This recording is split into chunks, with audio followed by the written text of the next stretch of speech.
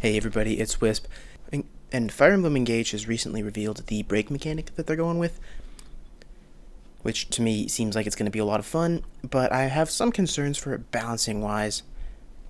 Real quick, before I get into any of that, I would like to address that it might seem weird that I'm talking about this before talking about the bios that have been coming out, and yeah, I actually do have videos recorded for a lot of the bios.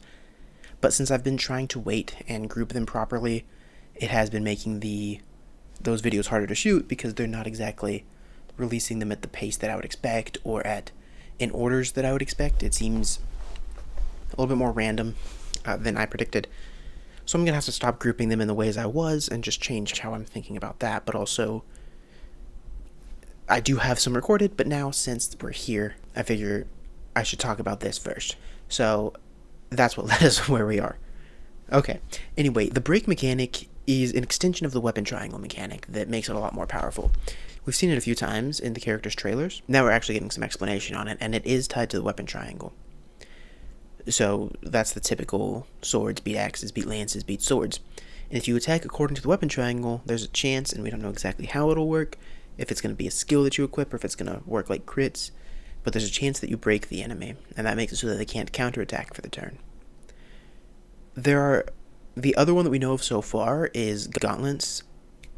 Gauntlets can be used, or rather martial arts, can be used against bows, mages, and staves, healers. So they're kind of the colorless group. If we have daggers, then they might throw that in there too, or daggers might be separate from it. Maybe daggers beats them, because something's got to beat martial arts, you would think, for balancing issues. We've seen a little bit of that. In Fram's trailer, we saw that she was powerful against bows, so we knew that was sort of a thing. It might be a way to balance that, like maybe those weapons are a bit weaker, especially because healers have them, and healers usually aren't made to be heavy hitters. But it is a new weapon, and sometimes newer mechanics are a little bit accidentally broken, so it's possible that it just is. As for the mechanic itself, it seems kind of like it evolved from Three Houses. You could break the monsters to lower their damage and cancel their attack. So that might be what this comes from. Maybe it's an inspiration.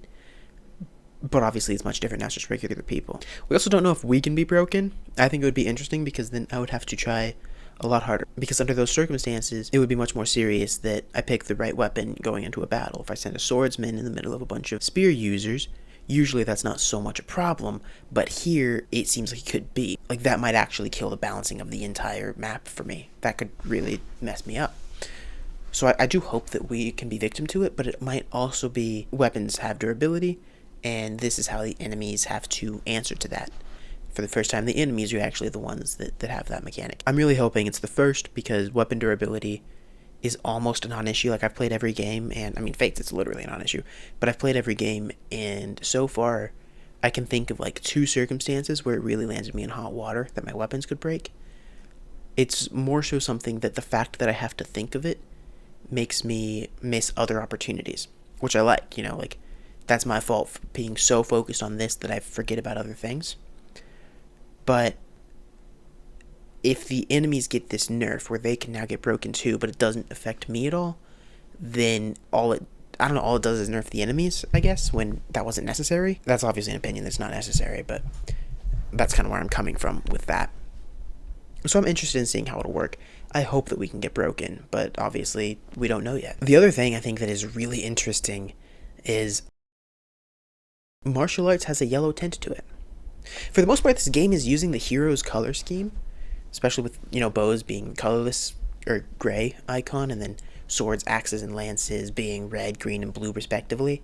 But martial arts, which isn't in heroes, has that yellow tint. I think a lot of us have been wondering, definitely me, of course, if it's going to come to heroes, is it going to have 4 different variants, or is it going to just be the colorless physical response?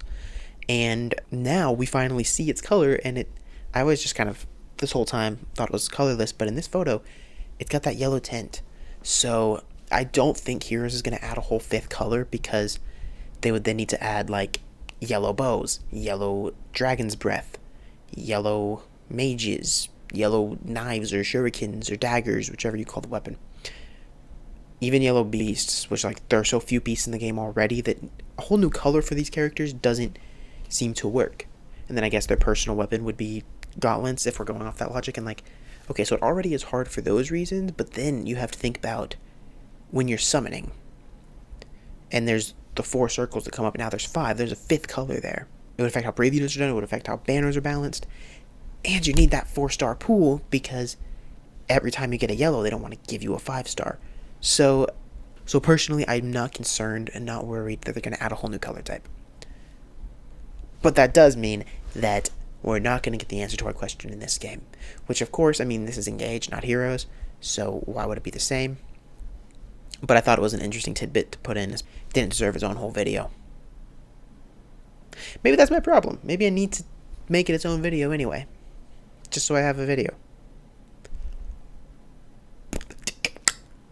But I won't. So that's Break in a nutshell. I think it's going to be fun. I hope that we are victim to it, since we're going to be able to dish it out, you know.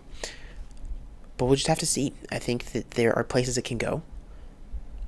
I also think that it gives Engage characters something that they can bring to Heroes.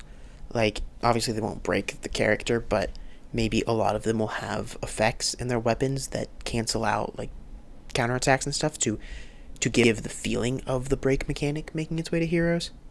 Or maybe break will be a new status debuff that makes it so, like, an Engage character can use an assist skill, and then if you get attacked by somebody who has that buff, you get the debuff that makes it so you can't counterattack. I don't know. But it could come to Heroes. A little crossover. I can see it happening. Thank you, and have a great rest of your day until I see you again. Let me know how you feel about this break mechanic, and if you're excited to see where it goes. Take care.